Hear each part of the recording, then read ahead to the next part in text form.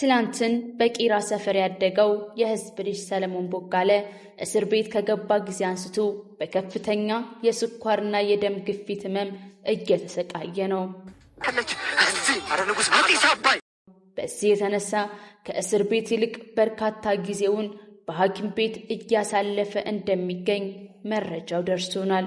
አርቲስቱ በጠና ታሟል። ሰላም የዩቲዩብ ቻናል ቤተሰቦቻችን፣ ሰላምታችን በያላችሁበት የዓለም ዳርቻ ይድረሳችሁ። ዛሬ የተሰማው እጅግ አስደንጋጭ መረጃ እንግዲህ በርካቶችን ያስደነገጠ ነው። ጉዳዩስ ምንድነው? ህመሙስ ምንድነው? ከምን ደረጃ ደርሷል? አብረን እንመለከታለን። ለዩቲዩብ ቻናላችን አዲስ ከሆናችሁ ሰብስክራይብ እና ላይክ በማድረግ ቆዩ። ሐሳብ አስተያየታችሁን ደግሞ አስቀምጡልን። በድጋሚ አብራችሁን ቆዩ።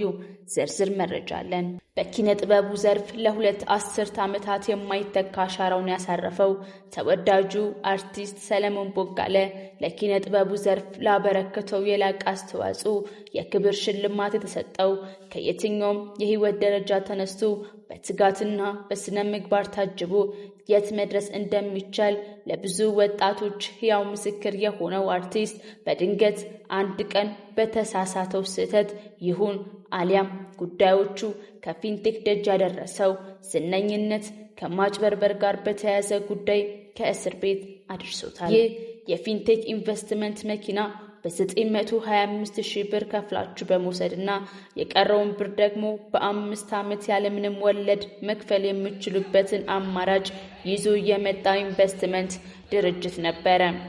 ታዲያ ይህ እንቅስቃሴ ሰለሞን ቦጋለንና ሌሎችንም መሰል ታዋቂ ግለሰቦችን አምባሳደር በማድረግ የጀመረ ሲሆን ፍጻሜያቸውን ግን ከታዋቂነት ማማቸው ላይ አንስቶ የውርደት ካባን አከናንቦ የእስር ቤት ደጅ አስረግጧቸዋል።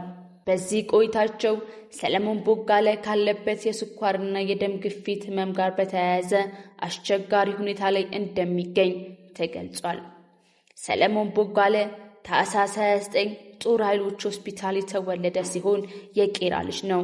ቄራ አልማዝዬ ሜዳ ተጫውቶ ያደገ አጼ ዘርዓ ያዕቆብ፣ ፈለገ ዮርዳኖስና ሽመልስ 1 እና 2 ትምህርት ቤቶች የተማረ አውቶ ሜካኒክ ትምህርትን ጀምሮ ከጎረቤቱ ደራሲና ዳይሬክተር ቢንያም ወርቁ ጋር የህይወት አጋጣሚ ቢያጋጥማቸው የእድል በር ይከፈትለታል። በ1991 ማን ለማን የተሰኘ ቲያትር በ7 ብር ከ50 በመጀመር ህዝቡን አስጨበጨበ። ይህንን የተመለከተ ደራሲና ዳይሬክተር ቢንያም ወርቁ ዲቪ የተሰኘ ፊልም እንዲሰራ የእድል በር አመቻቸለት። ከዚህ የጀመረው እድል እንግዲህ ከ70 በላይ ፊልሞች ላይ ከ16 በላይ ቲያትር ላይ ተሳትፏል።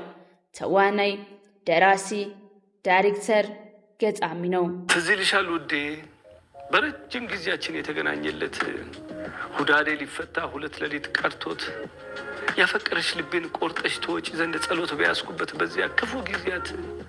ከዚህ በተጨማሪ ቅብብል፣ ሰው ለሰው፣ ዘመን፣ እረኛዬ የተሰኘ ቴሌቪዥን ድራማ ላይ የሰራውና ሰካራሙ ፖስታ፣ ዓለሜ፣ 3 ማዕዘን፣ አብሳላት፣ አዲሷ ሙሽራ፣ ዝምታዬ፣ ቤተልሔም የተሰኙ ከ70 በላይ ፊልሞች ላይ ተሳትፏል።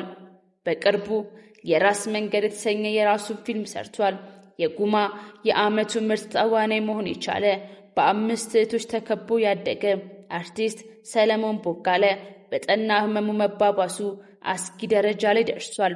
ታዲያ ይህንን በመመልከት በቀጣይ የፍርድ ቤት ውሳኔ ምን ምላሽ ይዘው ይመጡ ይሆን እንመለከታለን።